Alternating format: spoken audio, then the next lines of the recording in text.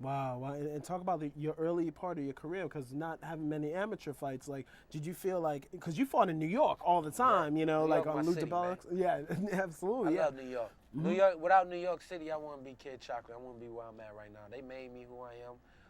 Apart from being from Michigan and working hard to get out of there, but by all means, New York did something great to my life. It changed me for the good, And people say if you want to change, it's got to be for the good, and I definitely did that.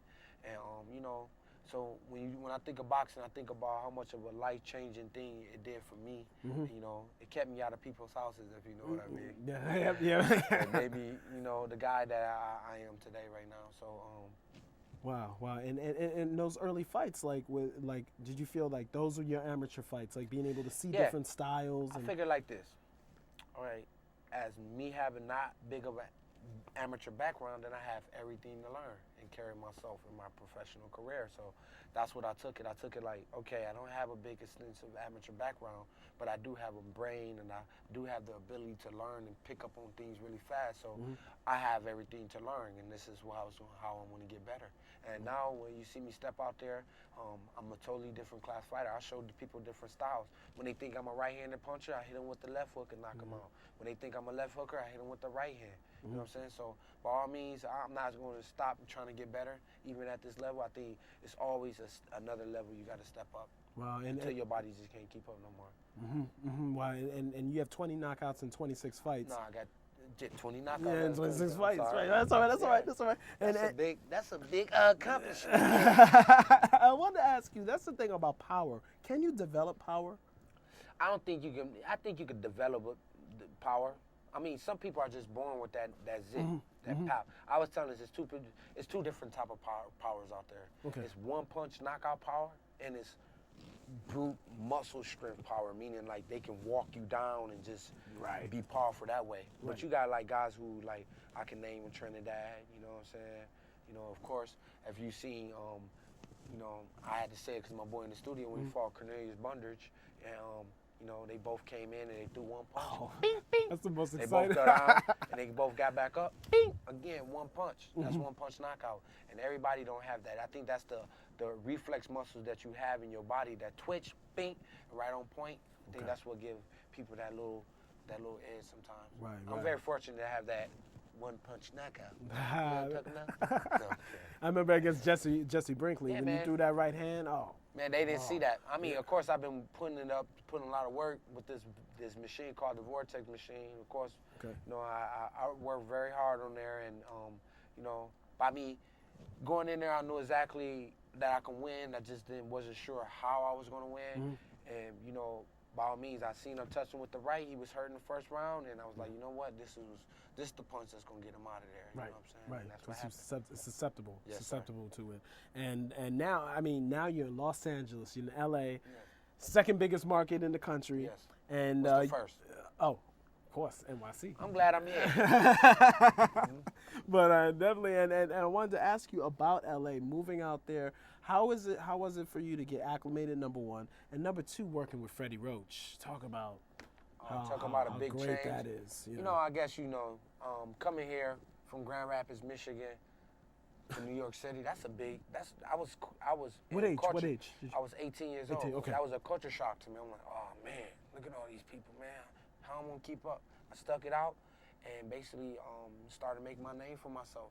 So moving to California wasn't that hard. You know what I'm saying? I think moving from Michigan to New York was harder. Okay. You know what I mean? Because I didn't have as much help as I do now to move to California. I moved to California. I was like, yo, I gotta have a car. I gotta have a place to stay.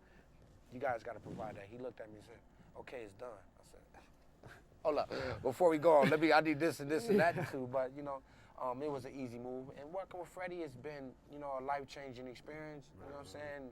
He really believes in what he does. A lot of people get the misconception about Freddie. They don't think Freddie's in it. Because you get a lot of high-profile trainers who work with these fighters but don't actually be hands-on with them.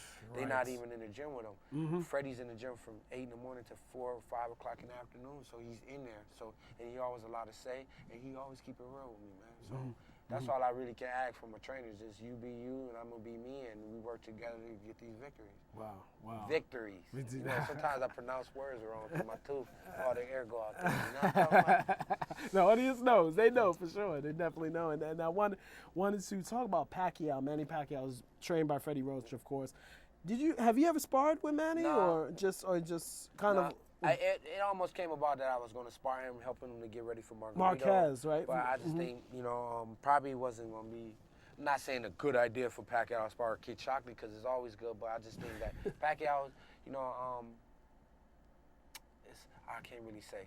Why even take a risk, even getting hurt or anything like that, getting ready for a big fight like Margarito or whatever, you know what I'm saying? So they end up not using me, but I'm not sure why they didn't use me, but it would have been a good experience for me to get up in there with one of the pound-for-pound best out there. So, being in the camp and you seeing, when Pacquiao's in town, you got guys waiting outside waiting for an autograph. They wait outside for that. Wow, I'm like, damn, they do this? I'm like, and then when the door opens, because the wild card door is dark. Yeah. It's dark, and then we open, they think it's Pacquiao, and they're like, but you'll be like, Kid Chocolate? Because I'm in the Filipino paper from time to time. Kid Chocolate, I'm like, yeah. Get a little cover. Still covering them fans. Future middleweight champ. If I call Sergio Martinez out, it's not because I don't believe in myself. It's because I want to fight the best out there. That just lets you know where my confidence level is at. It's not saying that I'm calling Sergio Martinez and I'm not putting the work in the gym. Now, if I was doing that, then I have to say that I was a lie of my word. But since I'm in the gym working as hard as I do, I should only take on big challenges and go out there to try to challenge myself to be able to get a victory and hopefully a middleweight title very, very soon. Right. And speaking of Sergio Martinez, he said that you're not a big enough name. Yeah, man, when I went outside in the street, nobody knew who he was. I said, do you know Sergio Martinez? They're like, Manny Pacquiao? I said, no, Sergio Martinez. Antonio Margarito? They didn't know nothing about him. But don't disrespect me by saying I'm not a big enough name. What's a big enough name for you? You know what I'm saying? Like, I mean, why? Darren Barker was he big enough? Yeah. He never fought in the U.S. Guys want to come to the U.S. and make their name here because they'll be known as a real fighter. You know what I'm saying? Darren Barker didn't do that up until fighting Sergio Martinez. So, by all means, for a champion to say, like, another guy who has a better record than Darren Barker, and they say he wants a European title and all this, doesn't matter about them titles. I can fight. You know what I'm saying? The difference is that I want to fight for a championship, but at the same time, I know my time is coming, and I want to be relaxed about it. You know what I'm saying? So Darren Barker, not to take anything away from him, I'm not saying that I'm a better fight with him. The only way we're going to know that is if I fight Darren Barker. But Sergio, for him to say that, some of the moves he doesn't make any sense for what he says about other fighters like Demetrius P-Rog or this person, and not being able to secure a fight. Then he had a real rough time with Darren Barker. He got the knockout, but by all means, I congratulate you for that.